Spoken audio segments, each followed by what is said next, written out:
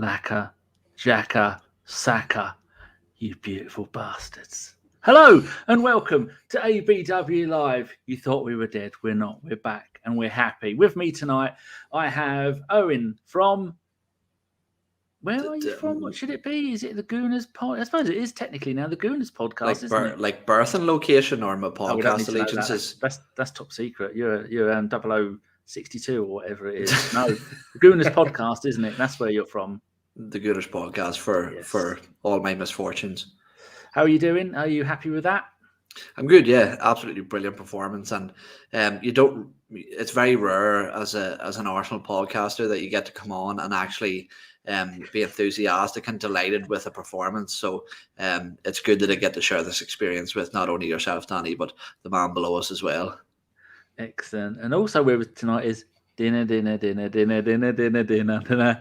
Batwoman Extra. It's Stan, the man in Canada. How you doing, Stan? I'm good, mate. Very good. And it's so fresh after that game. You know what I mean? I've still got a smile on my face. And just as Owen said there, it's good to be here to talk about some nice stuff on the pitch. It is. It's fantastic. Are we allowed to mention what you've been doing all week? I've mentioned it on every show coming up for this. I think it is interesting. Yeah, he's saying that's what you've been doing. I think it's all right. I don't think the director's watching this.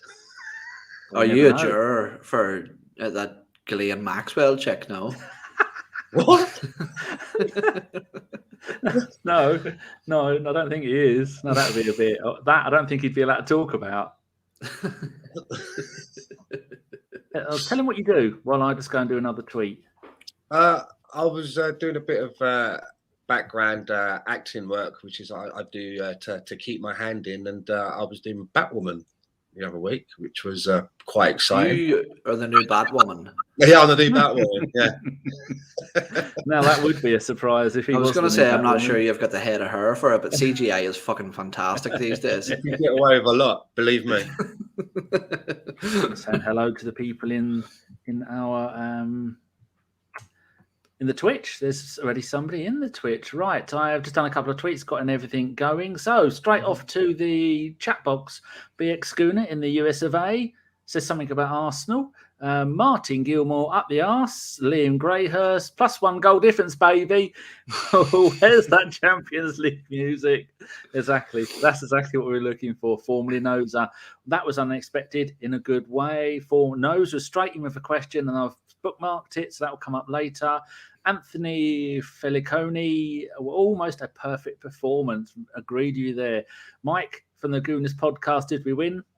Yes, we did, Mike. That's good. And here is Drago. My brain tells me to say Dragomir, but I'm not. I like the word Drago, who was honest with the preview show. He said 2-2, I said 2-2, and it ended 2-0. And he says, well, that was... he didn't say, whoa, that's just my brain not working properly. I've got brain freeze. Well, that was some lovely stuff. And Gilly on Twitch says, Arsenal domination tonight. Oh, yeah, Mike spamming us. That screen looks uneven without a fourth person. Technically, Mike, when you're on, it's like having 3 or 4 extra people. You know that. Are you doing your own show later? I didn't get an invite for that, by the way. Joshua Page, name a better duo than Arsenal and fourth. Hold my beer. He says, well, I'll wait. But I think he means hold my beer. Or do I? I don't know. Liam Greyhurst, is that a real cat or a stuffed one? Stan? No, she's real. What's her name? Tamina. Oh, I've got 3 female cats. They just spend all day licking each other. Paul Neal, Gabby, Gilly on Twitch. Saka looks dangerous every time he got the ball, as always. A name I don't remember, I don't recognise. Ravinda. Everyone's gassed about fourth. I'm just happy with the positive goal difference. What a game. Hello, Ravinda, if you've not been in a live chat before. Here he is, the man himself, Stefan Selby. All right, Steph. Rocky on the YouTube says hello to me. Thunder Road, our resident troll. He kills all the other trolls. Man like Stan in Vancouver, Canada, had to cede company back in. God. I don't know what that is. You don't remember that, do you, Danny? He's got a fucking good memory, hasn't he? Was that Shitter-Glitter? Oh, no, I do remember exactly what that was. I had no idea that it was Stan who was the one. And me and Gimli wanted to do it, but everyone else went, You can't promote marijuana seeds. That's what I was living in Amsterdam. That was a long time ago, man. I remember that, and I had no idea it was you until you told me a few weeks ago. Dave Cox is there. Michael in Sweden. Is there two MJ? I think I've been saying that somebody else is Michael in Sweden, but it might not have been. Daniel Kupka. Hello. He's changed his name. But I'm not going to say what your other name is. Tutful is there. Tulbiful, Phil Macker, Craig Barlow, Loki is there. Gilly is still there, and Ravinda. I have, and different username. Old fan of the pod. Glad you're back. Good. Right, there you go. We've done all the hellos. Let's move on to the game. I've made some notes, as has Stan, because Stan always makes notes because he's a professional. Really good for your show. Should we talk about the most important moments, or should we go through some of the early moments? Because Stan, what would you say was the most debatable point of the entire game? I think that's what people want to hear first. They want the juice rather than the facts. Ooh. Well, there were some contentious sort of referee decisions. You know, there were some penalties that maybe looked a little bit soft, but on the other side of the coin, maybe penalties that you've seen given against your own team. So you're thinking, well, I'll take that. So a little bit contentious, and I do feel for Lacazette with the penalty because Fabianski is a good stopper. You know, Fabianski does have exactly what I thought when he went. Yeah, I did as well. I think it's painted in the stars that he's going to get a hand to that, and he put a lot on that shot. It wasn't a tame trundle of a shot. He put a lot on it, but Fabianski, he's good. He's good. There was a shout for some encroachment. Yeah, I thought he was going to give that. But then they said, I think the referee that they have in the studio or in a van in the car park said, because none of the encroachments made any difference to whatever happened after the penalties, I suppose, no follow-ups. Mm-hmm. But overall, I felt that, you know, there was so much riding on this game, and to now manage to manoeuvre ourselves into a potential Champions League position is nice. Although, you know, there's a lot more work to do to hold on to that position or to try and build on it. But I mean, if you're not a happy Gunner today, I mean, I don't know what I can do for you, because I remember looking at my phone just before the match started, and a tweet just jumped out at me, and I liked it so I could save it. I knew I could find it again for after the game, and the tweet just said, "I really hope we get smashed today so that, you know, we can finally get rid of Arteta." As soon as the final whistle went, I just quote tweeted it and I said, "Unlucky, mate." We know someone who won't be happy about this. I'm not saying anything. Is the Avatar at the moment, the pirate merchant of doom. He won't be happy. Owen, what do you think was the most important highlight? The points of the game where you'd underline them with a fluorescent yellow marker. Well, the penalty situation obviously was completely massive, and to be honest with you, I don't think it was a penalty at all. I think the second yellow card for Koufal was definitely harsh. But look, it's the modern game. It's the way the game's going. You know, his foot went over the top of the ball. I don't think there was anything malicious in it. I think it was a natural momentum after the contact was initiated. And I think that they were very unfortunate. But look, that's not Arsenal's fault. That's not Arsenal's decision to give him the yellow card.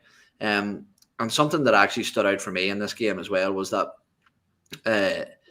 whenever there was a decision to be made from the ref, whether you agree or disagree with it, our players were making themselves known. They were surrounding the referee. They were being very vocal. They were trying to sway the referee's decisions. And I think it definitely paid off today, because people have complained in the past that we don't do that enough. But teams like Manchester United do that a lot, and they seem to reap the rewards of those antics quite often. So it's good to see us doing that. But look, I'm not sure whether there's particular moments that stand out. Obviously, we can break down and dissect the goals, but I would say the main overriding feeling for this game was, prior to kickoff, it was one of nerves and one of not knowing what to expect, really, because obviously, and I'm sure another thing we'll talk about later on, is with the headlines that have been dominating the news around Arsenal this past day or two, with Pierre-Emerick Aubameyang being stripped of captaincy, it was really unknown as to what way that team was going to respond. And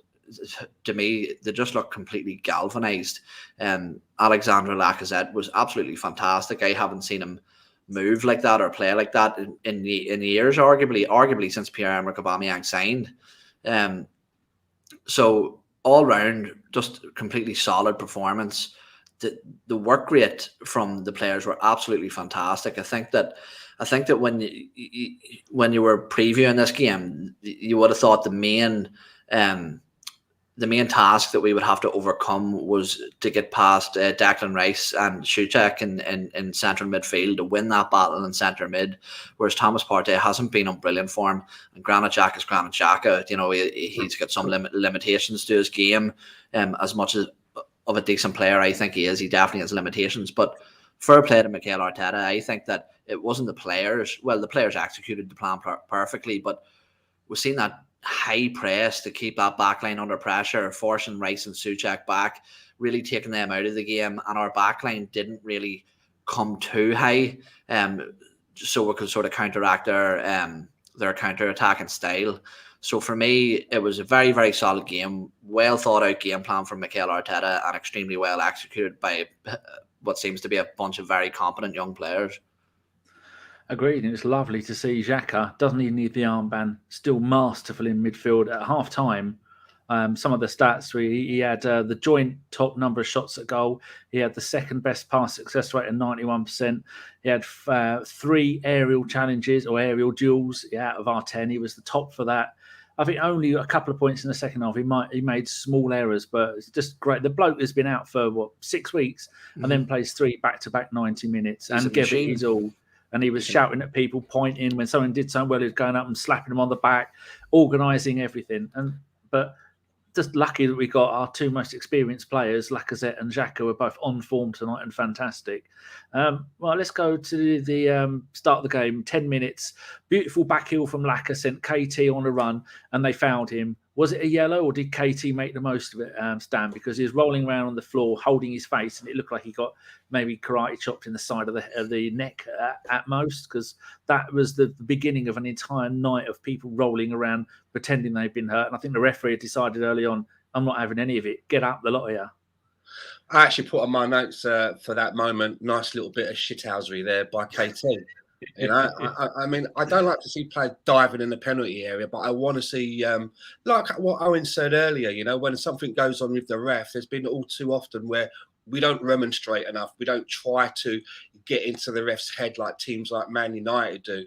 And if someone's going to throw their arm up like that, you know, and it's going to be, you know, it's going to be a close call, make sure the ref sees it. Bring attention to it from the ref. You might get something out of it. And at the moment, that's where Arsenal are. We've got to take all of the opportunities that we can and try to play the game. And, you know, like they say in Formula One, try and keep the car within the white lines, but you can always just get to the boundaries, right? And I also saw something else in the game that made me smile.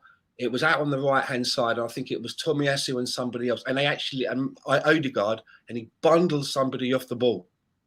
And for so long, I've been saying that some of our players look a little bit like they're made of glass at times, but I really enjoyed to see that bit of physical strength in the battle and winning the ball and going off up the field. But a point that Owen made earlier that I want to circle back on, and it was a good point. A lot of players say, well, what happened off the field of Aubameyang, it shouldn't really cause any problems within the game. You know, these are footballers and they know how to make the game. The problem is, though, when you have a situation like this, it's not so much within the game.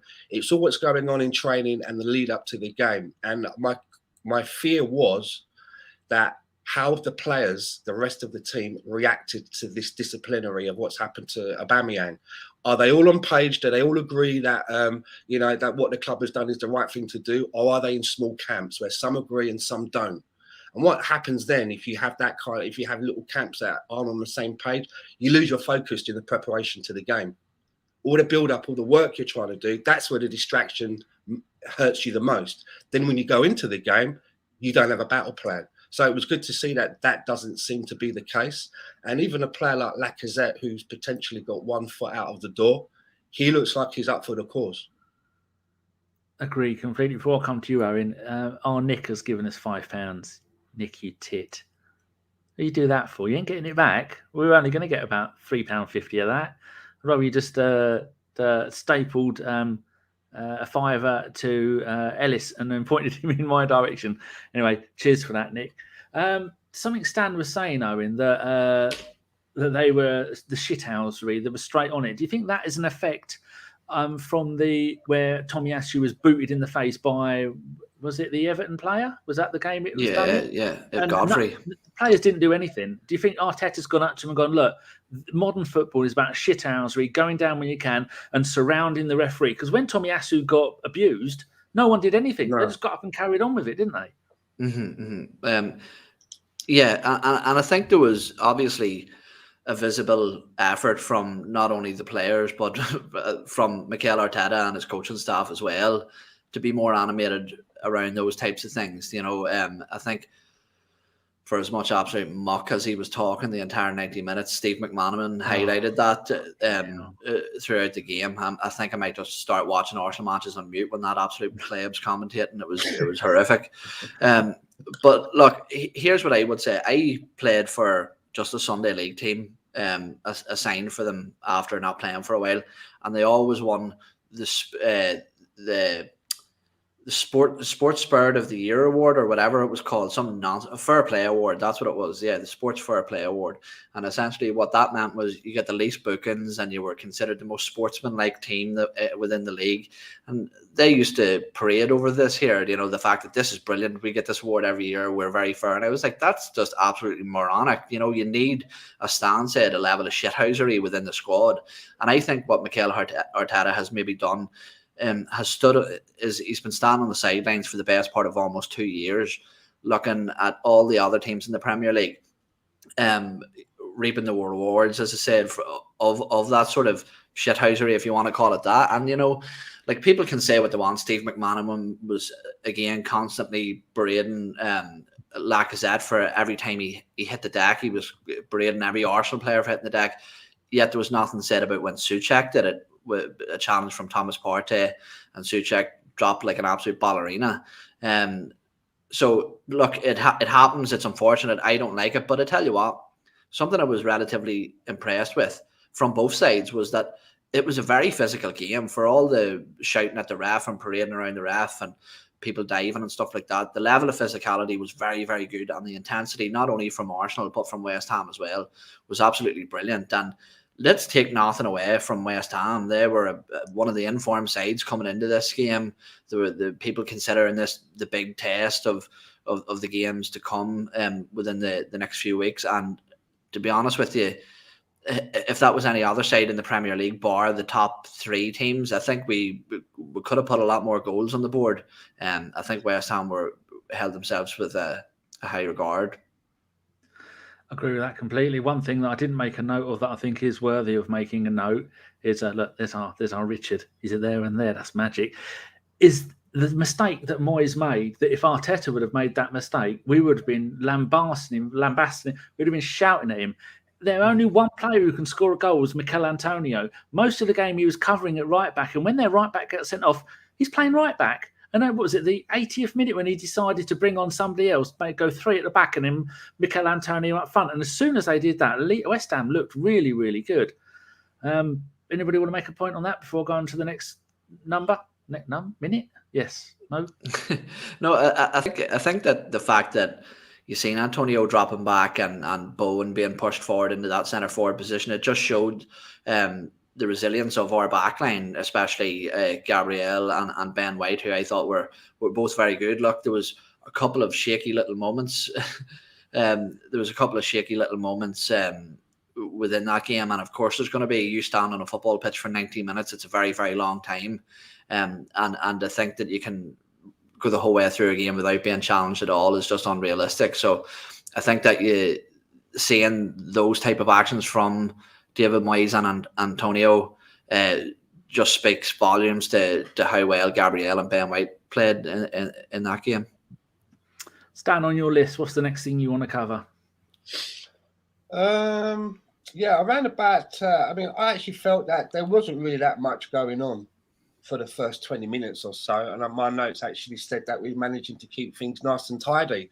And at that point, going on to about maybe half an hour or so, it was kind of a 50-50 game. You know, we were doing everything that we were taking care of all of our little bits of business that we needed to. And they weren't really getting that much of a sniff in. So, you know, I was fairly pleased. But I noticed on the 40th minute, we had some nice play. And I noticed a similar play, almost similar to the goal that Lacazette scored against Everton, where we bring the ball out from almost like the byline, and then it's almost like a pullback to somebody that's coming in, almost on the penalty spot to take a shot straight at goal. And I noticed us trying to do that on a few occasions. So it's good to see that things are happening off the training ground and being translated into the game, rather than, you know, towards the beginning of the season, we were just so predictable of what our style of play was going to be. It was all coming up the left-hand side, you know. So I'm glad to see that we've got more variation, and it seems as well more creativity.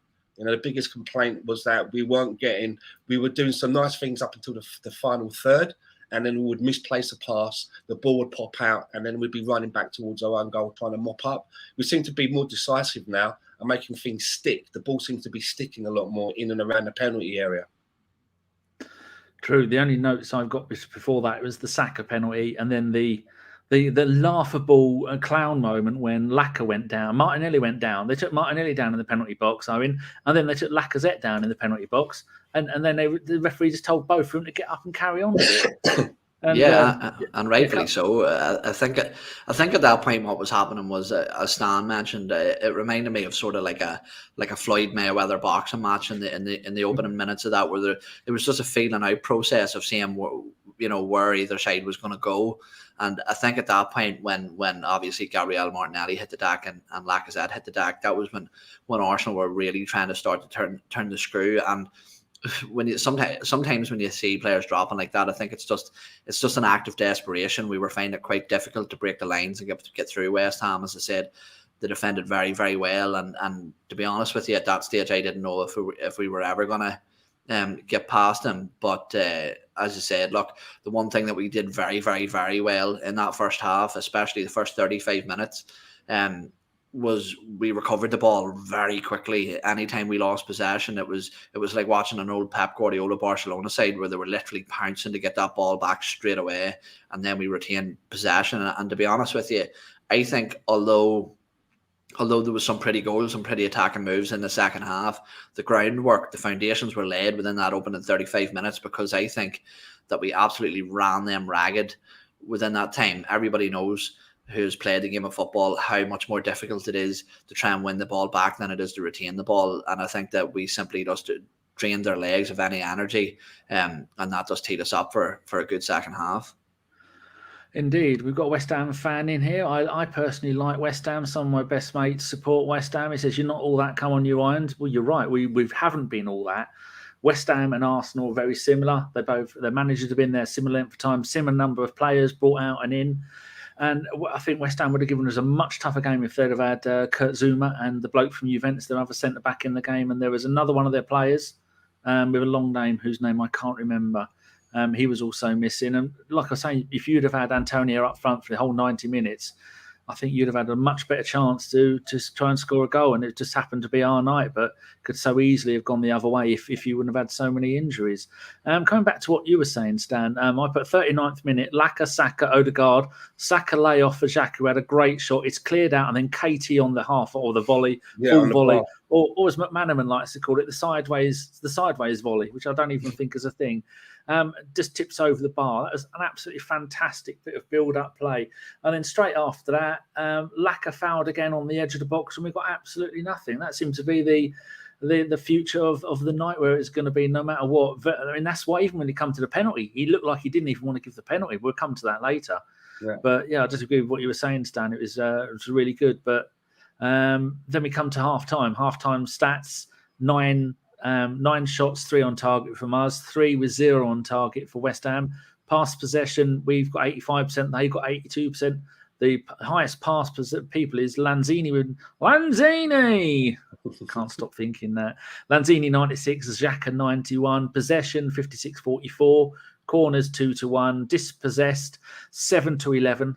of our 7, Saka had been dispossessed 4 times. But when you're as creative and as fast and as like that as him, you're always going to lose. And then Ariel's 10-8 with Xhaka getting 3 of ours. Stan, 47 minutes. I put White plays it out from the back to Laka on the left of midfield. He sees Gabby making a run and puts a magnificent ball through to Gabby, and he is off like a whippet and slots it past Fabianski at the far bottom right-hand corner of the post. And the defence had absolutely no chance. And that just shows what a magnificent player Martinelli can be. And did you at some point think, he's not going to regain that form that he had under Emery? Because I was worried. I was praying, because when he started with us under Emery, he had something like 10 goals, didn't he, in so many games? He got into double figures, and he thought to yourself, well, it's not a fluke. This guy can play. He's scoring them with both feet, and he can score with his head as well. And then he was out of the team for so long. But I always felt that he was going to get a part to play this season at some point, whether it have to be through rotation, whether it has to be through injury. And now it's obviously because we've got one less player sort of like turning up for the team. He's getting more opportunities, and he's getting the opportunities, and he's taking them.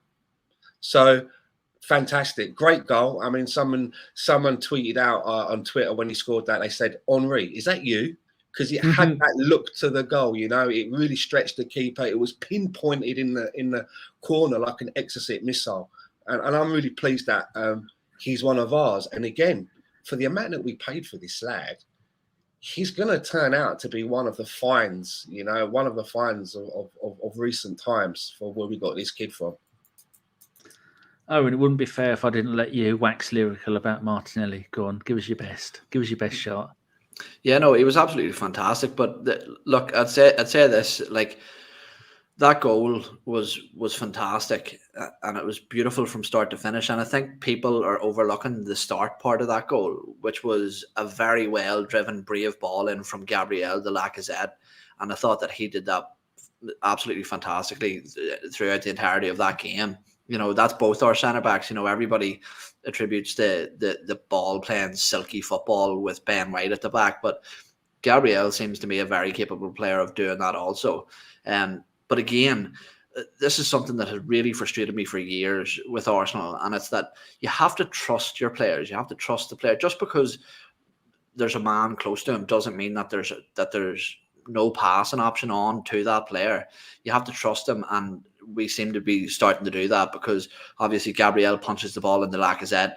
He takes it on the turn, and a fantastic threaded ball through to Gabriel Martinelli, and it was Henri-esque, as Stan said. But the thing I was thinking about straight after the ball hit the back of the net was, those are the types of goals we don't score enough of anymore. You know, there are all these whip in from wide, and I know the game's changing, and attacking football through the centre isn't just as visible now in the modern game as it was in years prior.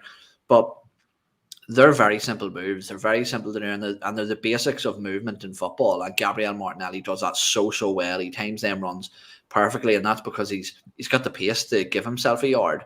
And I actually reckon that if we lived in this alternate universe where, like, Luis Suarez had a one-night stand with Alexis Sanchez, that's where Gabriel Martinelli came from. He just seems like a hybrid for me between the two.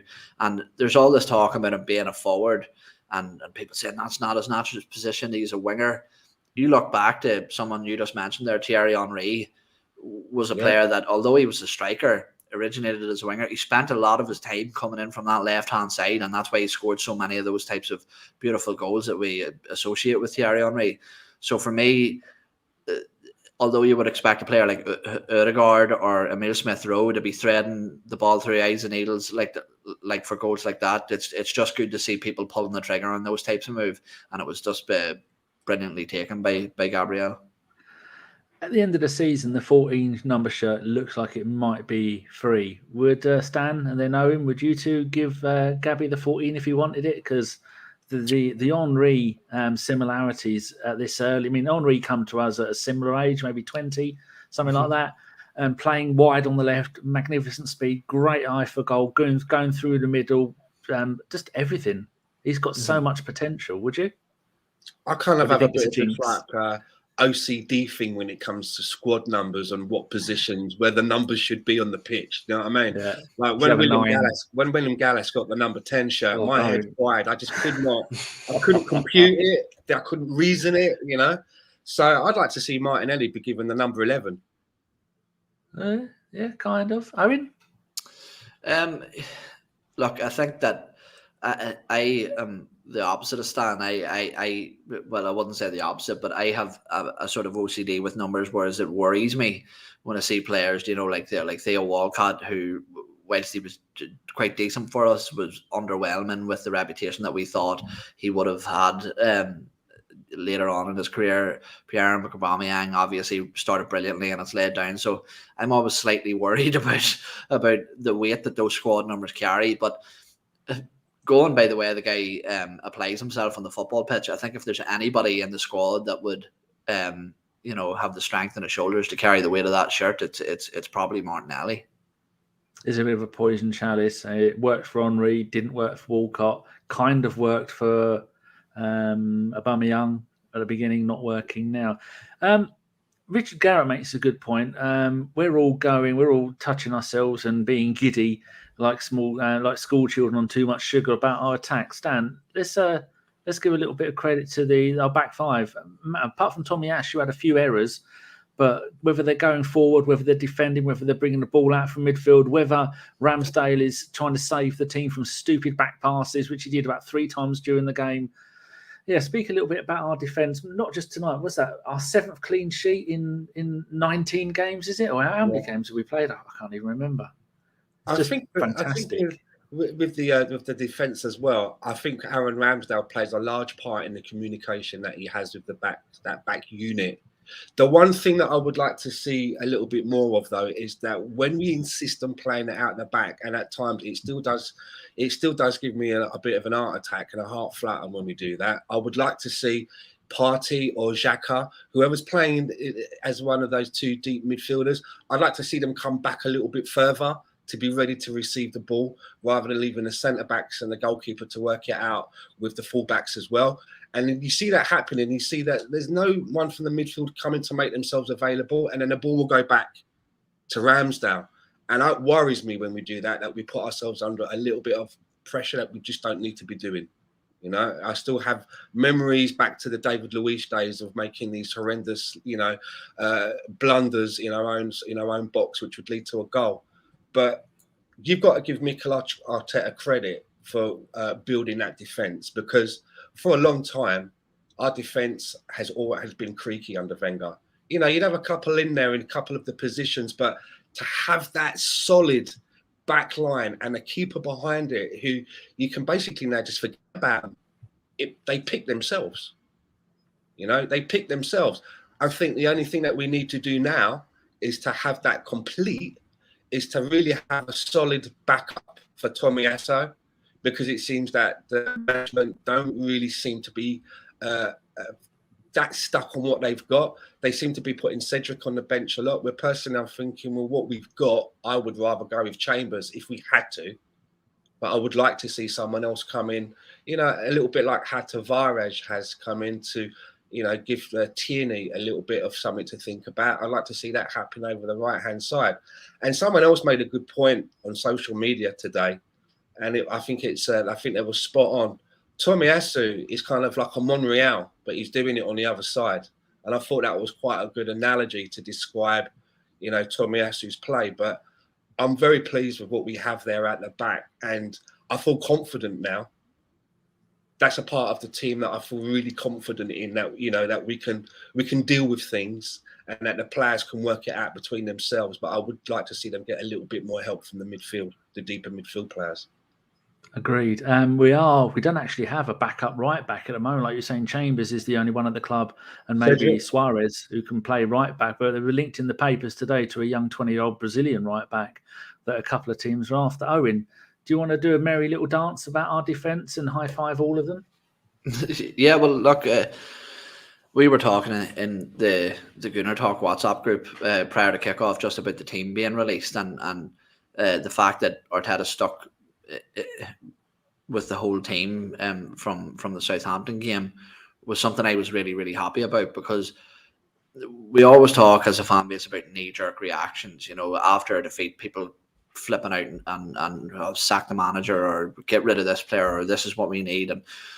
But I think in the modern game of football that we often have knee-jerk reactions to one bad game. You know, I look back and I know the game has changed again massively, but back to the days of the Invincibles, there was very rarely a lot of rotation done. You know, you could almost pick the lineup every single time, barring maybe one change.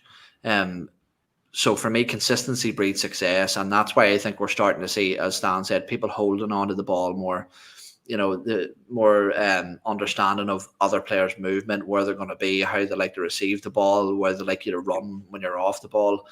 These are all things that just come with time of playing together, and that's the beauty of having such a young squad, is that we have that luxury of time now.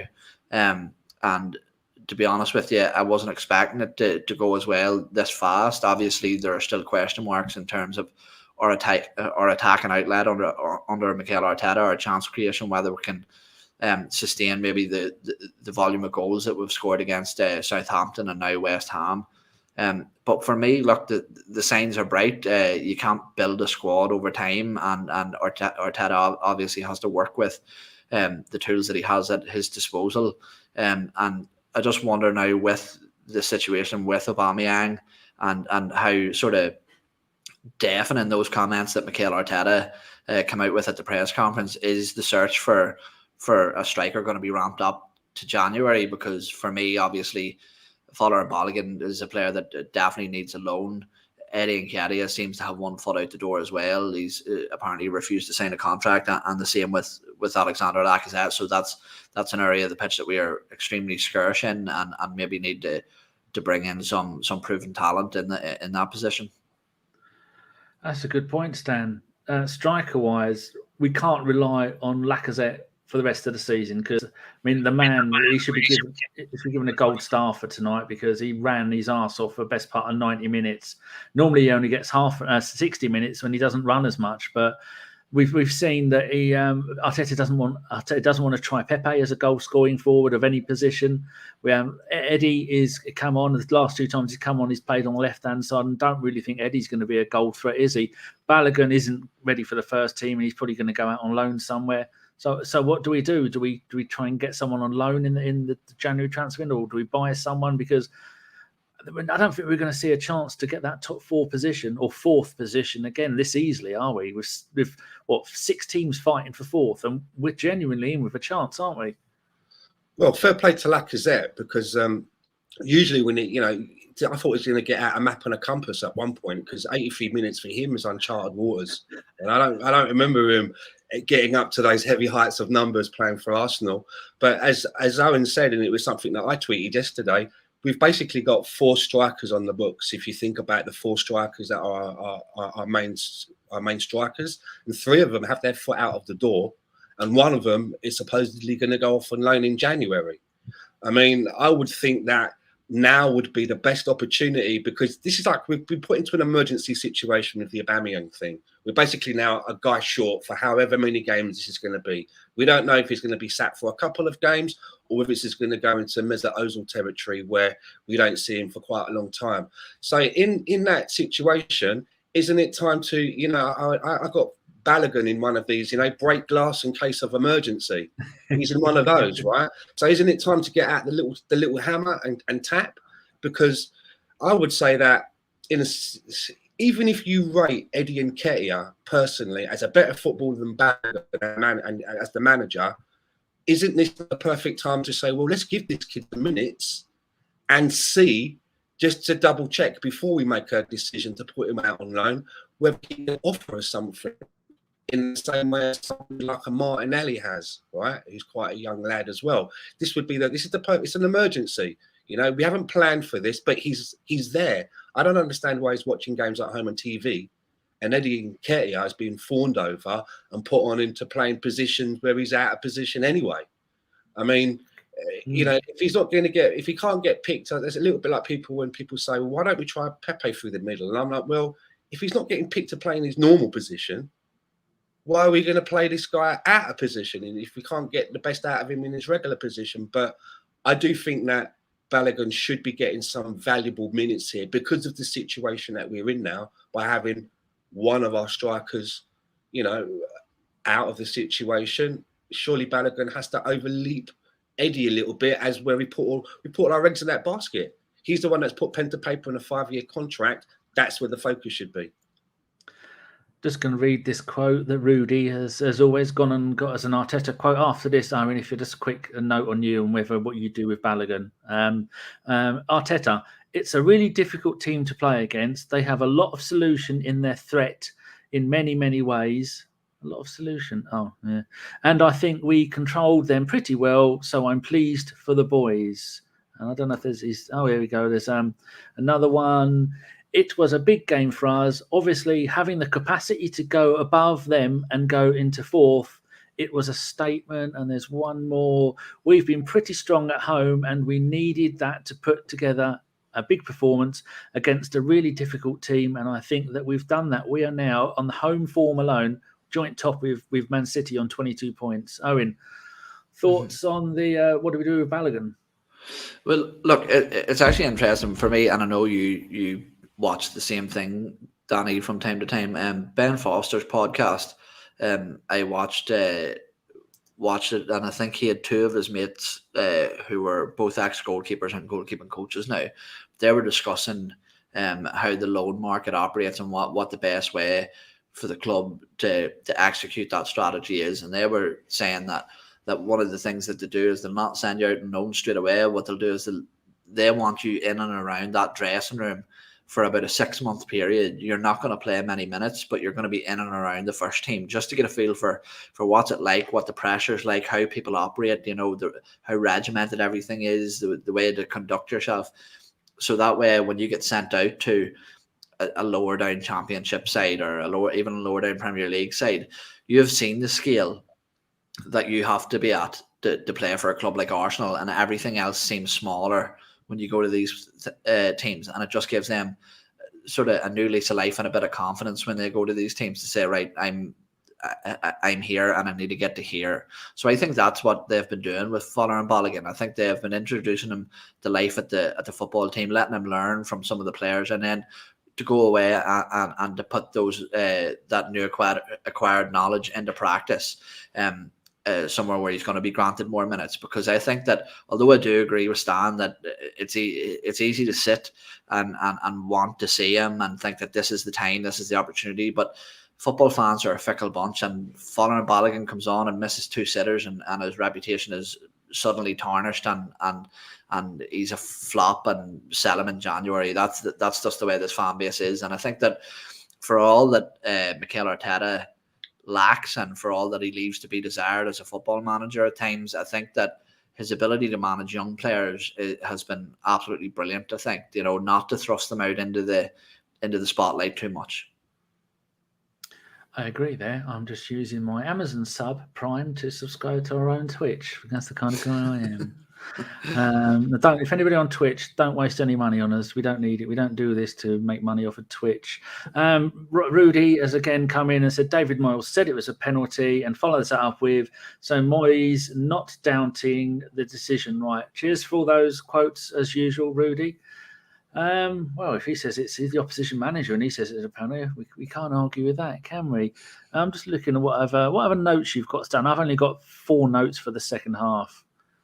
There was a good Ramsdale save on the 52nd minute. He went flying across the area with one of his one-handed saves. Oh, was that from one of our dodgy back passes?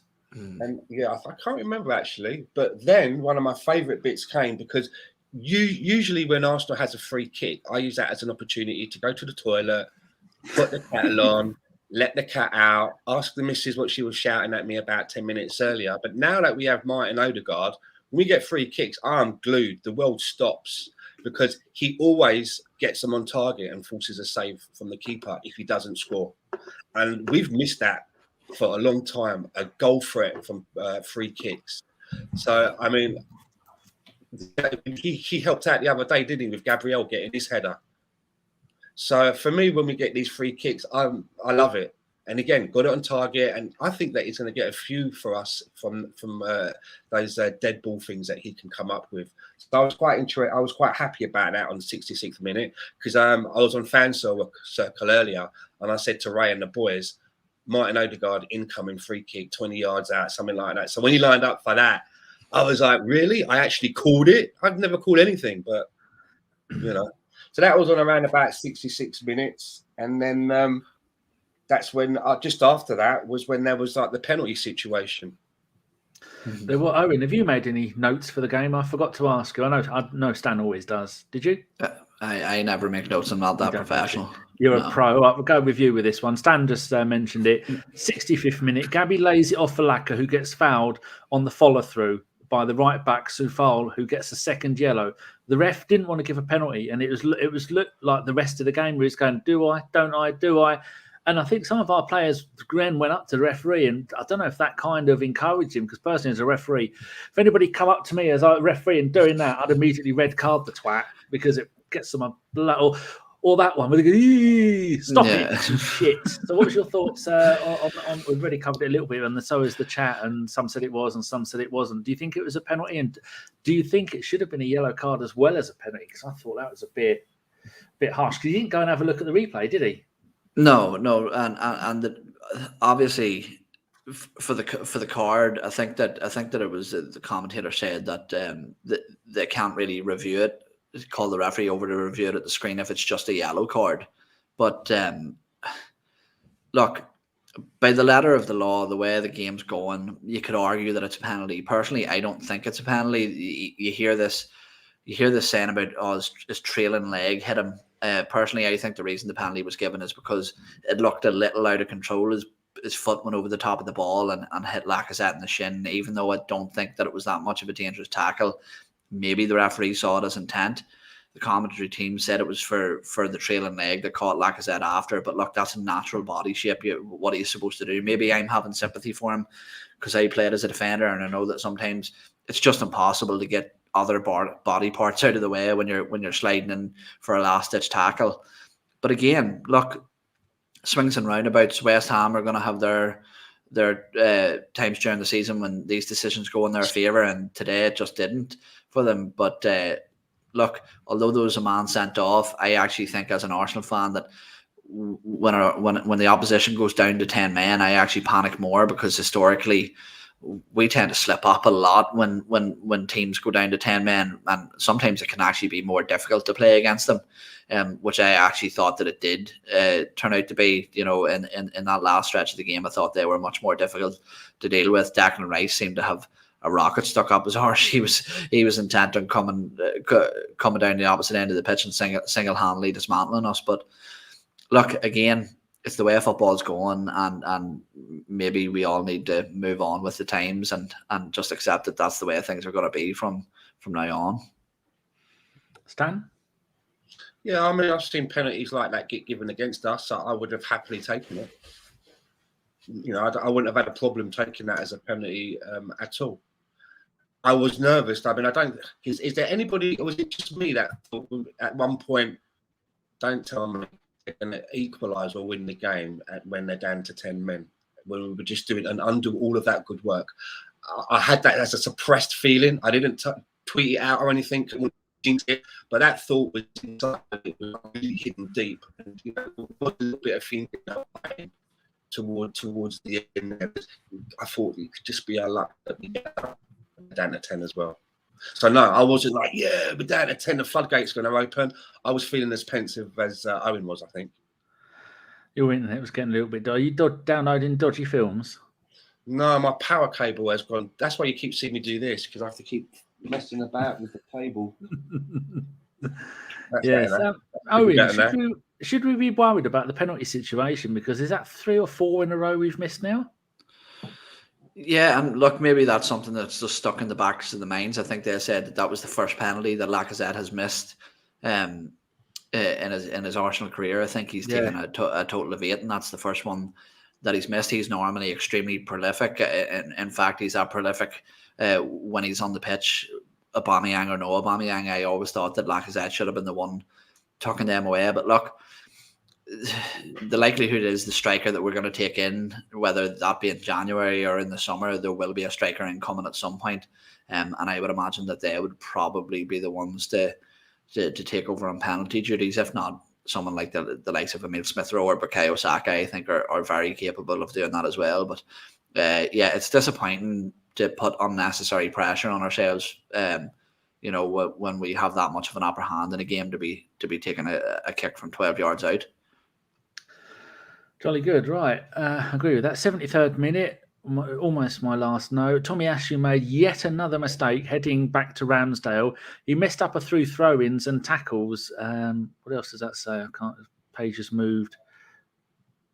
He messed up a few tackles and has been. It's not going to let me see what the rest of it was. Anyone else concerned about? Because someone did put in the chat. I can't remember who it was.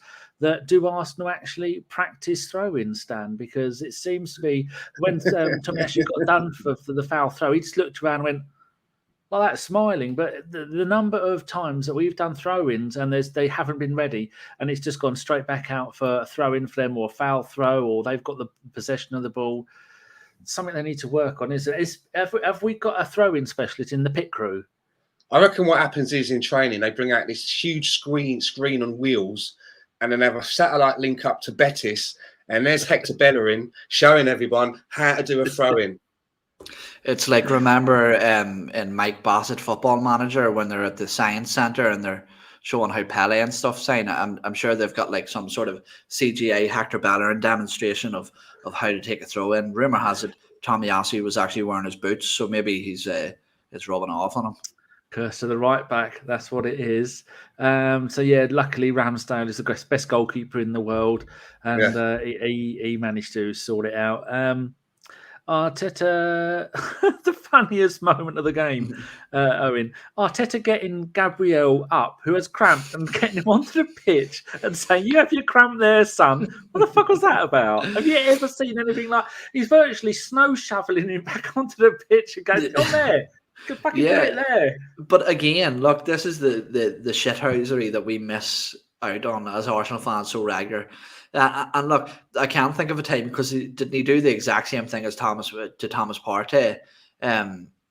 Was that in the North London derby ages ago when he tried to walk off and he pushed him straight back on? But look, again, those are the things that you have to do when you're coming to the sort of dying embers of the game and things are looking a little shaky. And to be honest, I think there was a lot of players out there with heavy legs, with few people glancing over at the bench hoping they were going to get subbed off because they just pushed out so much energy over the course of that match. But I've got no problem at all with that, as long as he wasn't intending to go on and run with a tweaked hamstring or something, stuff like that. It's gamesmanship. It happens. Things like kicking the ball out when the opposition player goes down and the ref hasn't blown the whistle.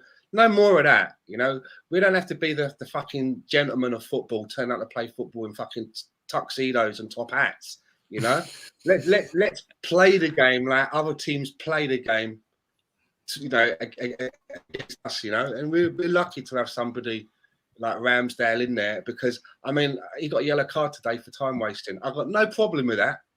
I've got no problem with that. I just haven't. We need to be doing these little things now and again. True.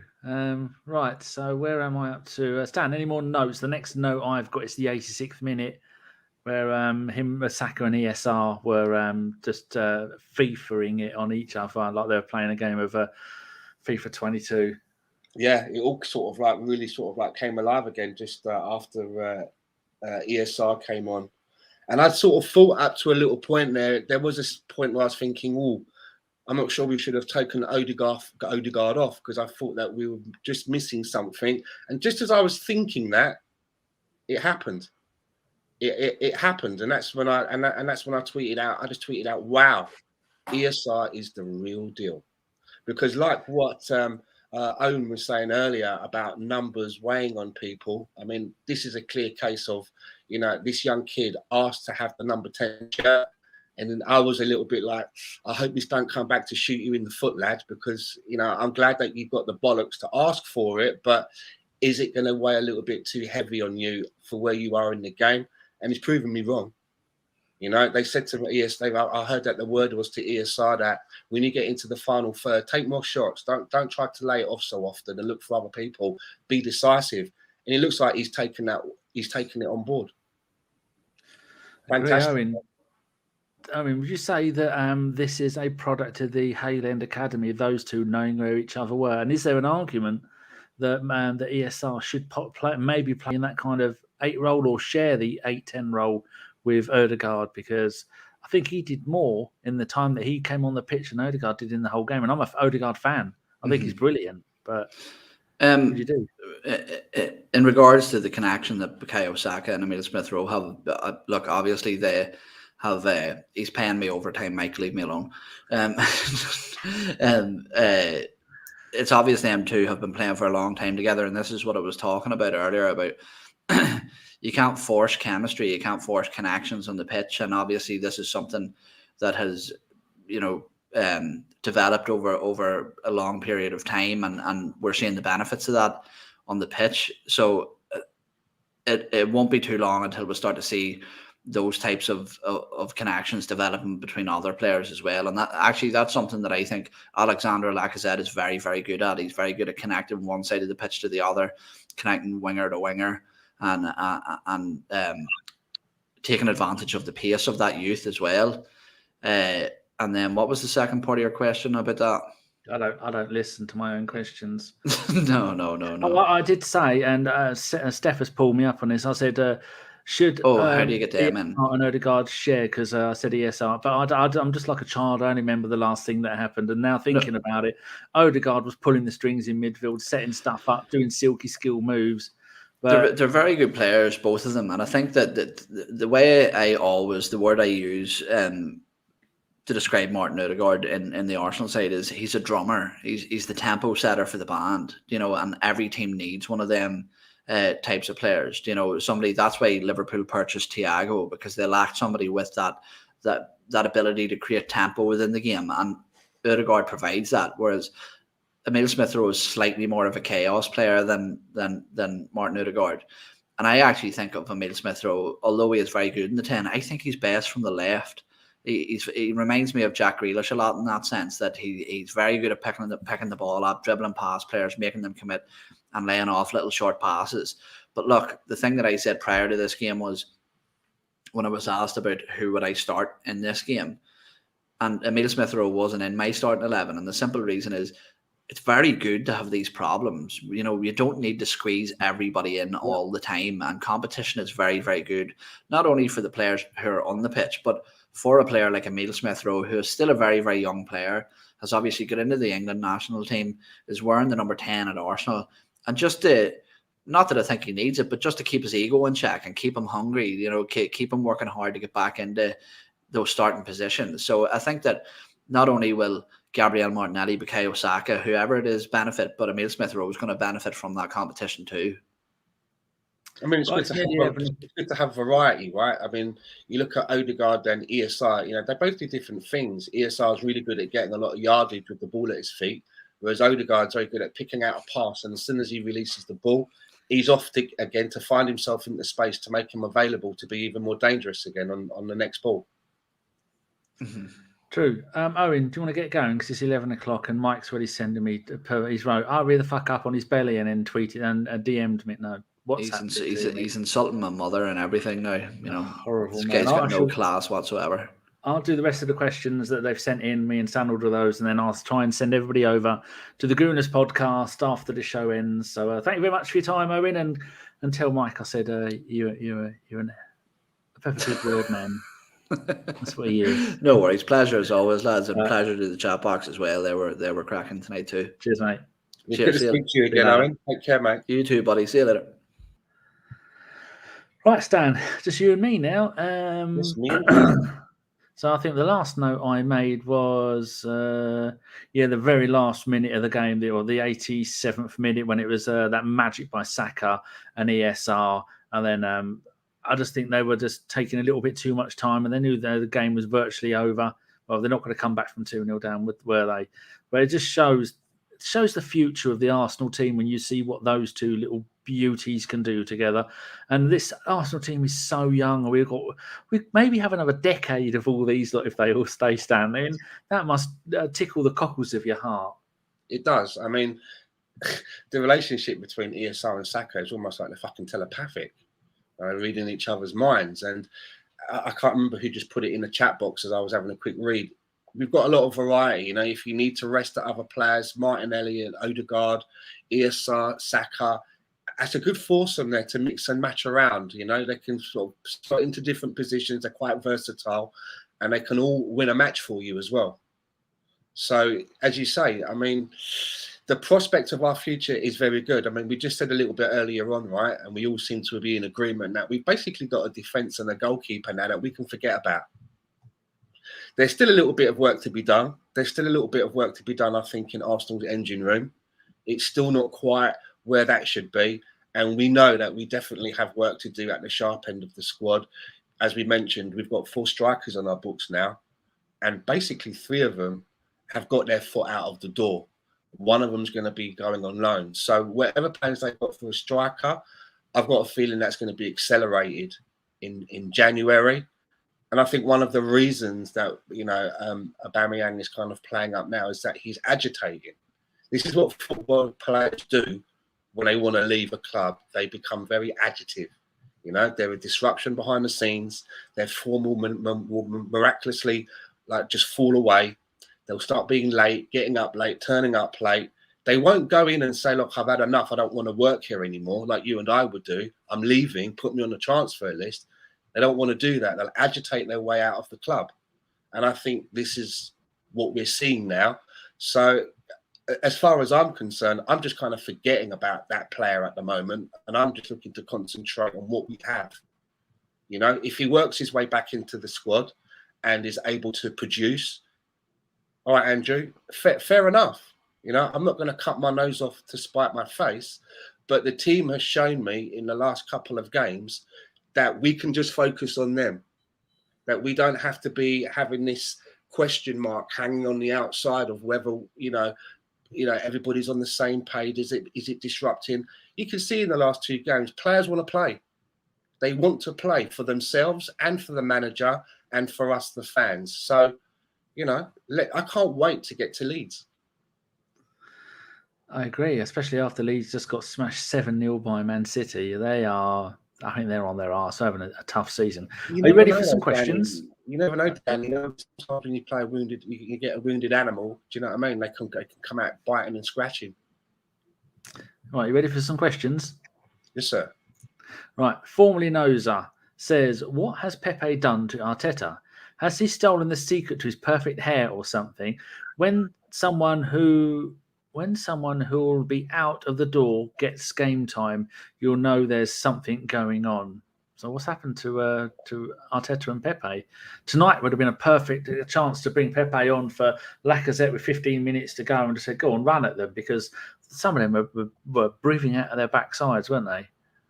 I mean, it's that stage now where if you're going to get into a situation of how we were looking to manage this game, as we went further into that second half, and your answer is, okay, when I change things around, I'm going to bring on Eddie and Nketiah and stick him on the left. Why are we even taking Pepe to games then? Do you know what? You know what I mean? It seems like he's taking up a space. So why isn't Bellerin on the bench instead then? Why not? I mean, if you're not, even if the player doesn't get played, and why not bring Bellerin along just for the experience of the day, even if you don't put him on? Because it seems like, the world and his brother are going to get on before Nicola Pepe at the moment, and then to compound that, he brought on Tavares to fill out there on the left-hand side, and he was getting on ahead of Pepe. And don't get me wrong, I know that Tavares can play there, and we've seen it, but you kind of think that if there was a pecking order and where we were in the game, that you'd maybe just give Nicola Pepe a run out, but it seems to me that the manager, for whatever reason, doesn't trust him anymore. I mean, what do you reckon, Dan? It's odd, isn't it? It's a record signing, by the way. Hey? I said it's a record signing, by the way, as well, right? You wouldn't think it. Even if we let him go, we've still got 2 more seasons of paying £15 million per season to Lille for the upcoming seasons. Kate Johnson here says, I couldn't watch the game as I refused to pay for BT Sport and Sky. I'm a tight git. It looks like I missed a good game. IPTV. That's all you need. 60 quid a year for absolutely everything. We don't condone that here. I pay for the full package for absolutely everything. In fact, I pay double because I enjoy it so much, and we don't approve of IPTV. But if I didn't, then maybe I would. But again, I don't approve of Total Sportec. They're a very good streaming site. I would never approve of that. It's disgusting. Whatever you do not look at Total Sportec for your streaming. Definitely don't. Pepe will play for us again from Ravinda. I think he trusts the other players more, says Steph. Good point. Here we go. Noza. I bet Arteta will play Pepe against Leeds and get sent off again. I get Sky and BT free. Oh, well, there you go. Lovely. Right, next question is from Joshua Page. Should we be looking to sell Alba this winter transfer window, Stan? Yeah. If any, I mean, my fear is who's going to pay that salary that he's on? Who's going to come close to giving him that? So is he prepared to go somewhere for a loss? I mean, it wouldn't surprise me that a lot of Arsenal players now have seen Arsenal just rip up contracts. Maybe he's hoping that something like that's going to happen, that we'll just go, fuck it, just go, and rip up the contract. But yeah, if we can move him on in January, bring somebody else in, I think that will be best for all parties.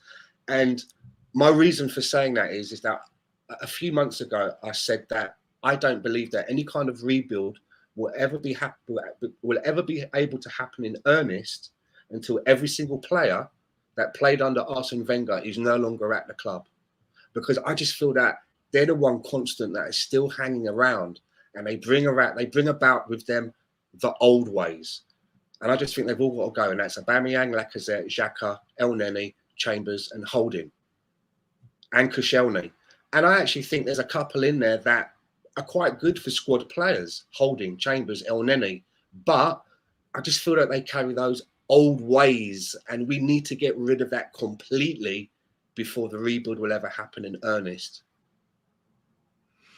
If I didn't answer your question about Balogun, I'd have him on the bench rather than we don't need that many defenders on the bench. We've got enough players like Xhaka who can drop back into defence and move the players around. But yeah, that was a good point. Was it you or was it Owen made the point about, it was Owen, about mixing young players in with the first team for 6 months, get them used to all the shenanigans and big boy life of the big boys. And so yeah, I agree with that. Right, next I've done Joshua's one. Get rid of that. Hide that. Phil Macker, got to make sure these are proper questions. Phil Macker says, so Aubameyang has a contract beyond this season, Laka doesn't. Where does this leave us?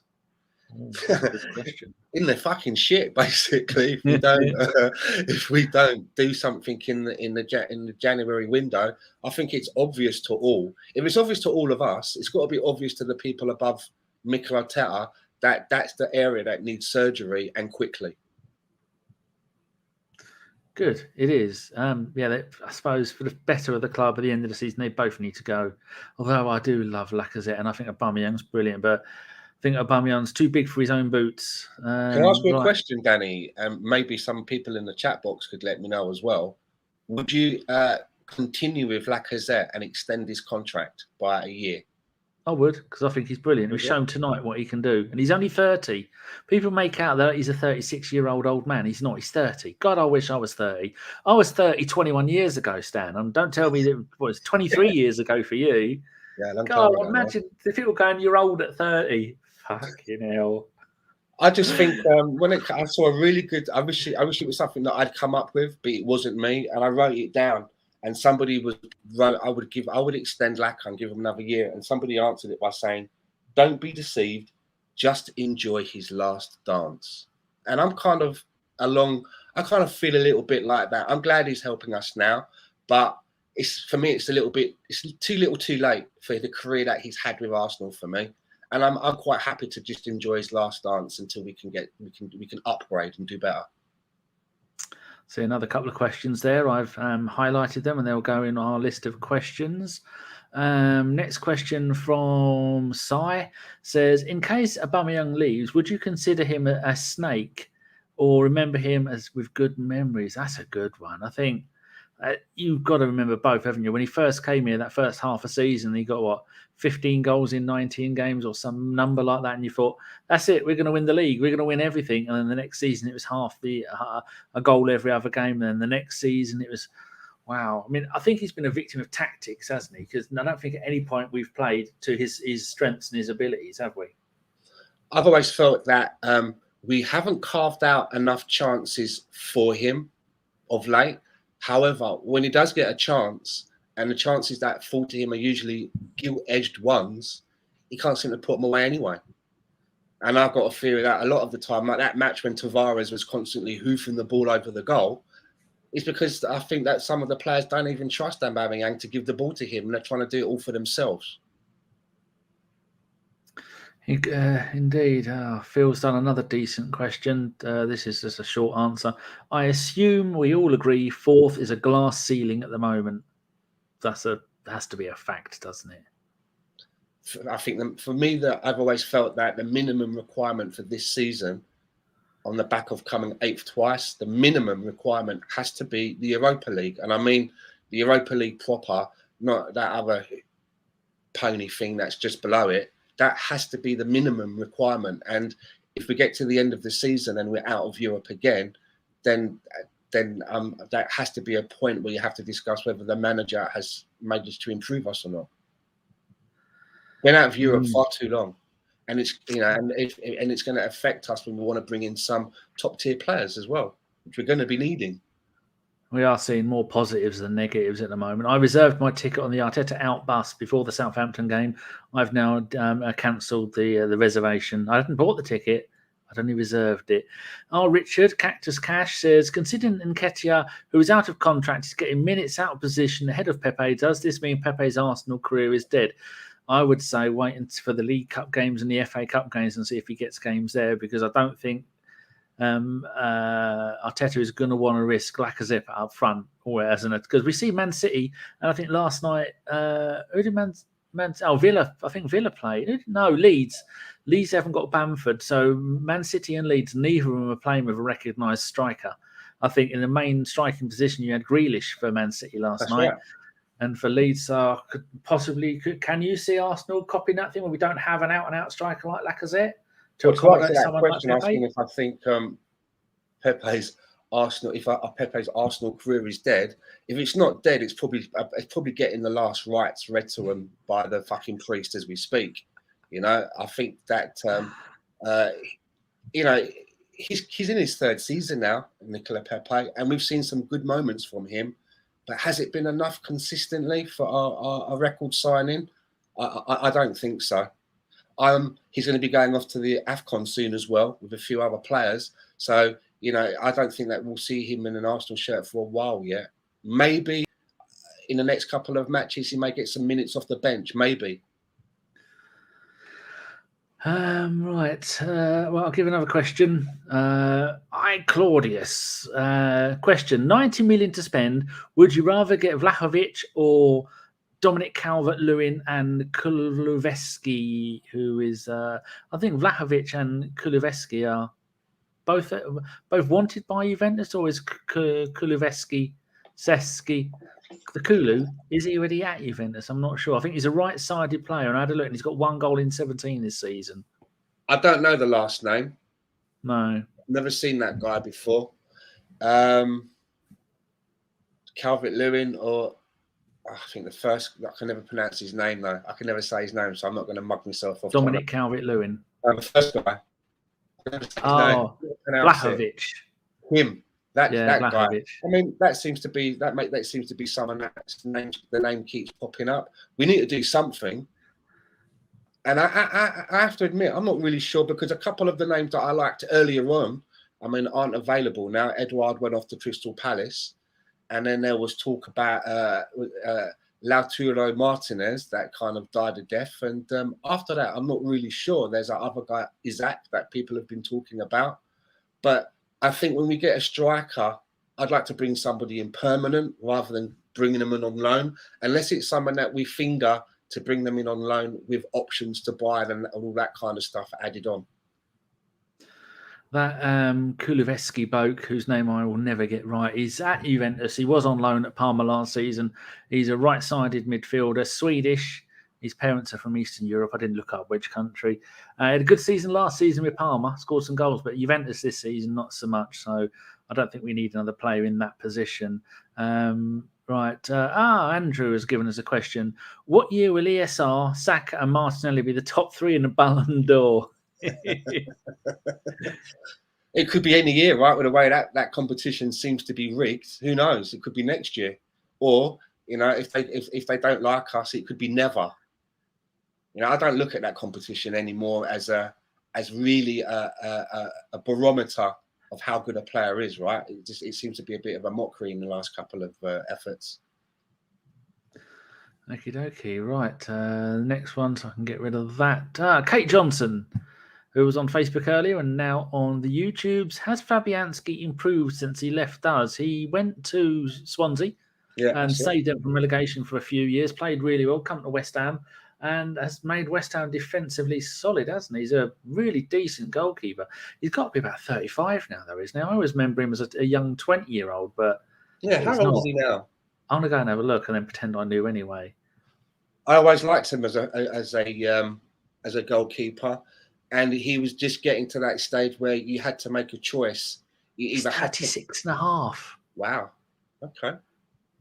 Ooh. We had to make a choice, didn't we? Are we going to promote him to be number 1? Because he was at that stage where he just couldn't be a number 2 anymore for much longer. Yeah. You had to be with us or somewhere else. Yeah, he was with us for 7 seasons, played 78 games, which is more than what I would have thought. Then at Swansea, 4 seasons in the Premier League, 150 games, all competitions. And now West Ham for 4 seasons, 114 games, all competitions. And he's recently retired from the Polish national team. So, yeah, it was always the scout. Steve used to like it because Steve used to be always will be part of ABW, lived in Poland. And told us these 2 were coming through, the goalkeeping coaches, a couple of young Polish lads, and they were both turned out to be decent goalkeepers and had very decent careers. Well, Szczesny did up until Juventus shit the bed and are no longer any good. So I can get rid of that question. Formerly Noza has a question. Wijnaldum on loan, would you take him? I didn't even know he wasn't playing for PSG. And when PSG played at the weekend, I looked and he started. So would he fit into our side? Well, we're going to be so shorn in the midfield, especially with the AFCON Cup. We need to bring somebody in. And I could think of a lot worse players than Wijnaldum. So, yeah, I would. Good. Yes. I'd like him. He's always been a really decent player, very underrated when he was at Liverpool. And you look at his stats, you think, well, he's getting you 7 or 8 goals a season. Running the midfield like he was, like one of you 2 was saying, he's like the drummer, just keeps everything ticking over, passing it around. Really decent player. I thought he was at Barcelona, so I think he must have changed his mind at the last minute and gone to PSG. But he's a 50, 60 million pound player that Liverpool let go for nothing because he didn't want to sign a new contract. Anybody else got any questions before we bugger off? Phil Macker says we don't need him. Jeffrey O'Hara says, I can see Ceballos coming back for another stint. No player has ever come to Arsenal on loans 3 times. We've had a few that have done a double, and we've had players that have come back and signed for Arsenal twice, but we've never had a player do 3 stints at Arsenal that I know of. Probably good reason for it as well, especially when it comes to Danny Ceballos.